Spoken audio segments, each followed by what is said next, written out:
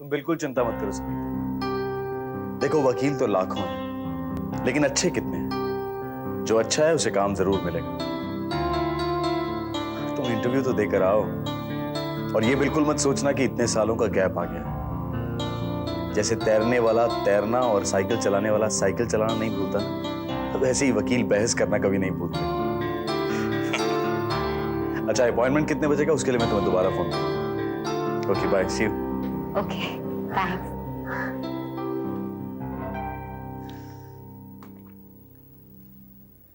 तुम्हारी सहेली संगीता का फोन था।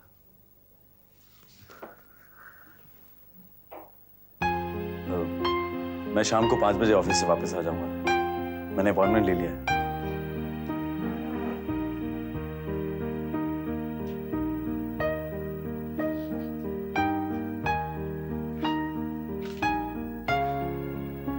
देखो नेहा, वो बहुत अच्छे साइकियाट्रिस्ट हैं। तुम्हें ऐसा लगेगा जैसे जैसे तुम अपने अंकल से बात कर रही हो। You feel comfortable.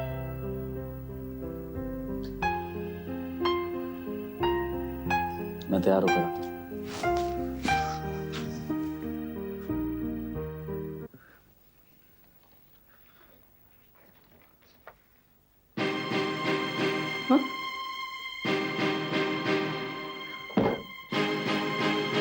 ये क्या? वसुधा, वसुधा, वसुधा, वो देखो क्या हुआ मौसी? वो क्या हुआ? देखो, वो देखो वहाँ। मौसी तुम क्या जबरदस्ती? वो देखो।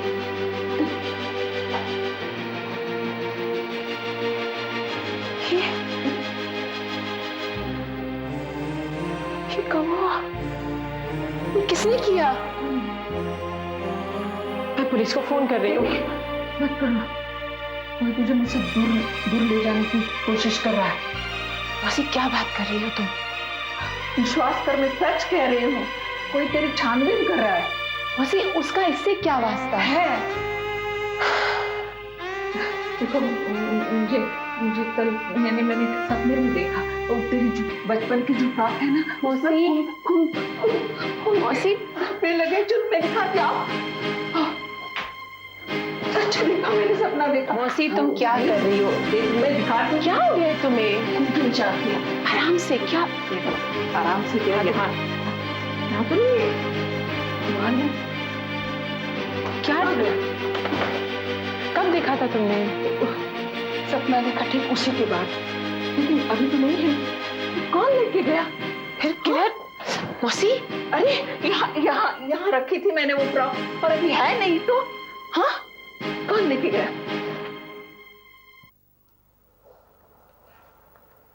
क्या साहब, 27 बरस के बाद आप आ रहे इधर गला मुर्दा उखाड़ने के वास्ते।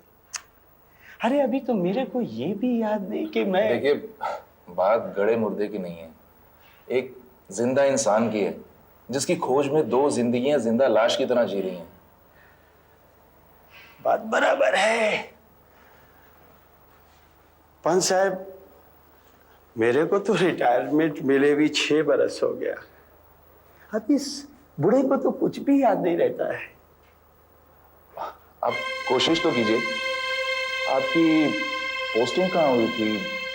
आप पालघर में पोस्टेड थे ना?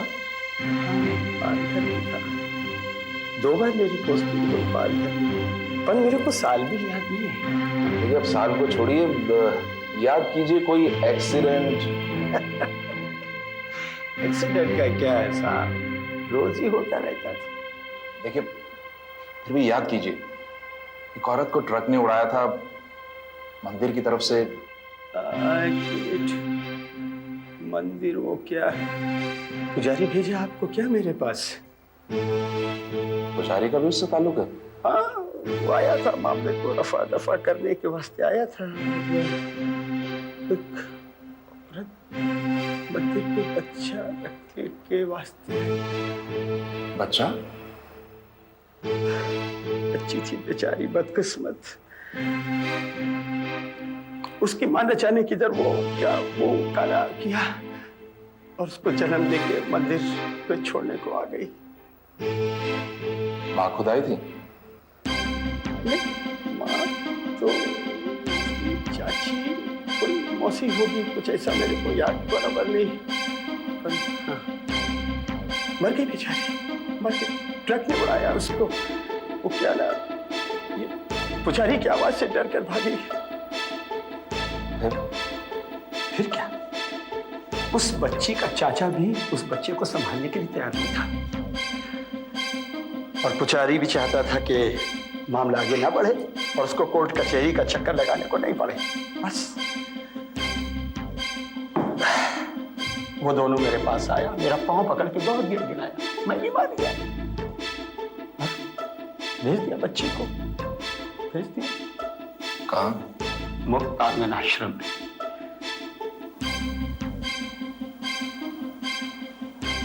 और वो बच्ची कहाँ है इस वक्त? अपने ऊपर वाला चाबी साहब की तरह, आपको नहीं मालूम। जी इतना ही काफी है, थैंक यू।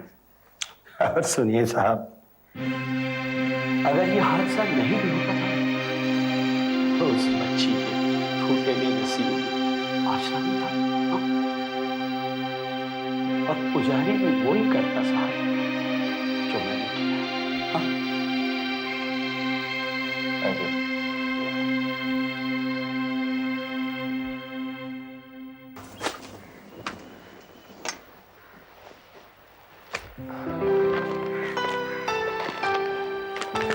उसका कुछ फोन वोन तो नहीं आया ना? किसका? वो इन्वेस्टिगेटर। मुझे नहीं लगता वो कुछ कर पाएगा। देखो सरिता, वो जानता है कि उसे क्या करना है, कब करना है। Please give him some time.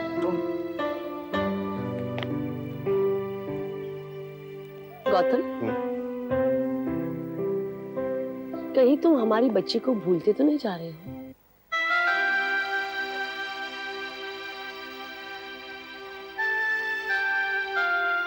सरिता, अगर ऐसा होता तो मैं क्या यहां आता, इन्वेस्टिगेटर रखता?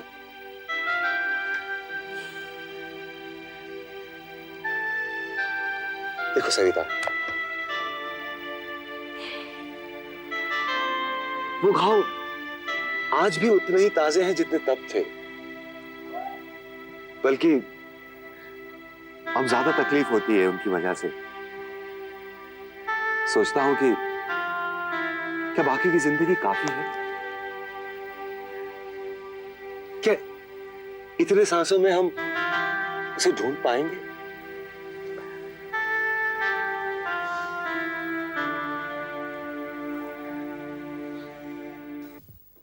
हेलो माँ जी, मैं सुमेर बोल रहा हूँ। अरे तो बोलो ना।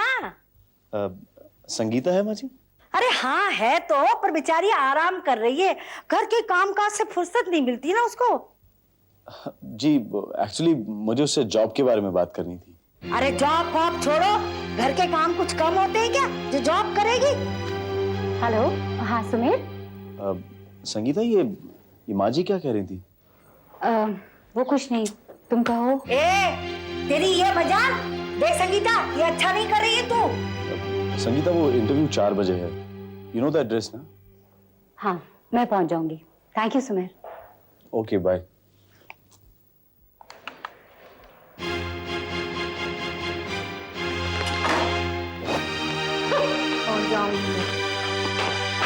नौकरी करेंगी। और इस तरह हम बच्चे को अडॉप्ट करने वाले कपल का पूरा फैमिली बैकग्राउंड, बच्चे की देखभाल करने की क्षमता और उनके इकोनॉमिक कंडीशंस वगैरह जांच परख कर ही उन्हें अडॉप्ट करने की परमिशन देते हैं। ग्रेट। अच्छा मान लीजिए अगर एक बार अडॉप्ट करने के बाद उन्होंने बच्चे को ठीक से ट्रीट नहीं किया तो आपको पता लग जाएगा? क्यों नहीं? कैसे? अजीज साहब, हमारे सोशल वर्कर उनसे कांस्टेंट टच में रहते हैं, उनसे जाके मिलते रहते हैं और बच्चे के बारे में पूछताछ करते रहते हैं। ओ आई सी, मतलब आपके पास पूरा रिकॉर्ड रहता है? बिल्कुल, वो तो हमारी ड्यूटी है। अच्छा, आप मुझे बैठे बैठे बता सकते हैं कुछ साल पहले, 27 साल पहले मार्च के महीने में जो बच्चे अडॉप्ट हुए थे, आप बता सकते हैं इस वक्त वो कहाँ होंगे? 27 साल पहले 1972 मार्च। या 1972।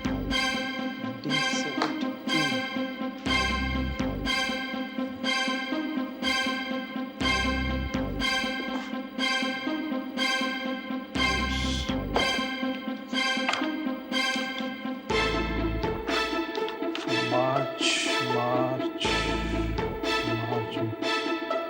सॉरी सर, मार्च के महीने में हमारे यहाँ एक नहीं 6 बच्चे आए, जिनमें 4 लड़कियां थी, मगर अनफॉर्चुनेटली इनमें से किसी का भी अडॉप्शन नहीं हुआ। वो तो हमारे आश्रम में ही रही, यहीं बड़ी हुई, यहीं पली। Thank you. आई थिंक ये ठीक रहेगा वसुधा। मैं अभी उसी डॉक्टर से मिलने जा रहा हूँ। सुमेर, मैं जानती हूँ तुम पढ़े लिखे हो, फिर भी मैं तुमसे एक बात कहूंगी, बुरा मत मानना प्लीज। कहो। देखो, हमारे शरीर की एक सेहत होती है, एक हेल्थ होती है, हमें उसकी देखभाल करनी पड़ती है। ठीक उसी तरह हमारी एक दिमागी सेहत होती है, जिसकी भी हमें देखभाल करनी जरूरी है। It's a very normal thing. मैं कुछ समझा नहीं वसुधा। लोग साइकियाट्रिस्ट के पास जाने के लिए कतरते हैं। उनको लगता है कि पागल होने के बाद ही एक मरीज को साइकियाट्रिस्ट की जरूरत पड़ती है, लेकिन ऐसा नहीं है। इट्स ऐसा है जैसे डेंटिस्ट के पास जाना। मैं समझता हूँ वसुधा, और मुझे साइकियाट्रिस्ट के पास जाना, इस मामले में उसकी हेल्प लेना बिल्कुल अजीब सा एबनॉर्मल नहीं लगता है। नेहा, नेहा। क्या हुआ? वसुधा, मैं तुम्हें 1 मिनट बाद फोन करता हूँ। बाय। नेहा, नेहा।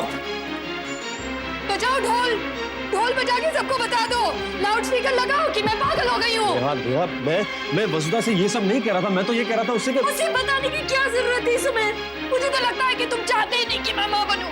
नेहा, क्या बात है बेटा? सुमेर, क्या हुआ? नहीं माँ, ऐसा कुछ नहीं। बस मैं तो ये इनके लिए तो मामूली बात है ना। जाके वसुधा को बता दिया, अब वो जाके शिल्पा, संगीता, मौसी सबको बताएगी। पहले तो मेरी माँ बनने की बात पे हंसते थे, अब मेरे पागल बनने की बात पे हंसेंगे। नेहा, ऐसा कुछ नहीं है बेटा। कौन तुम्हें पागल समझेगा? हाँ नेहा, ऐसा कुछ नहीं है। नेहा,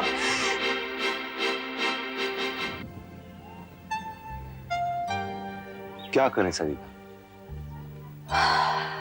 हमारी जिंदगी में हमारे अलावा कोई और भी तो नहीं, इसीलिए हम एक दूसरे को ही प्यार करते हैं और एक दूसरे से झगड़ा भी। सरिता, मैं जानता हूं कि हम पिछले 27 सालों से एक ही विश्वास मन में लेके जी रहे हैं कि हमारी बेटी जिंदा है और वो हमें मिलेगी, ये यकीन भी है। और सच पूछो तो इसी यकीन, इसी भरोसे ने हमें आज तक जिंदा रखा है, वरना एक बुझे दिए और हमारी जिंदगी में फर्क ही क्या है? अजय के लिए ये सिर्फ एक केस है। हाँ, लेकिन हमारे लिए जिंदगी और मौत का सवाल। वो जहां भी जाएगा ये मानकर चलेगा कि ये सिर्फ एक प्रोफेशनल असाइनमेंट है। हम चलेंगे गौतम, तो वो मिट्टी हमें पुकारेगी जहां हमारी बेटी ने चलना सीखा होगा। वो हवा बातें करेंगे हमसे, जिसने हमारी बच्ची के तुतले बोल सुने होंगे। सरिता, गौतम, हम खुद क्यों नहीं जा सकते? अगर यही मकसद है हमारी जिंदगी का, तो फिर क्यों चाहिए हमें कोई पेशेवर आदमी?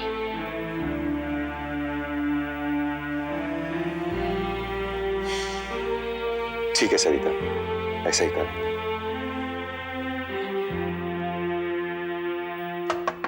नेहा, नेहा, दरवाजा खोलो। नेहा,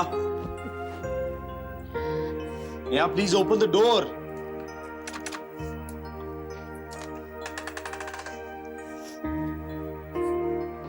नेहा, क्या हुआ नेहा? नेहा, क्या हुआ है नेहा? मैं अभी वसुधा को फोन करता हूँ। मुबारक हो सुमेर। नेहा, मुबारक हो। कौन कहता है इबादत काम नहीं आती?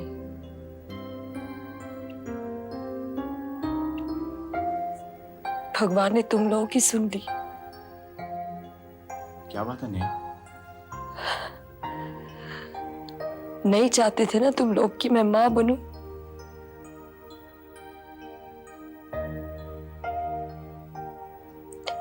सो भगवान ने तुम लोगों की सुन ली, मेरी नहीं सुनी।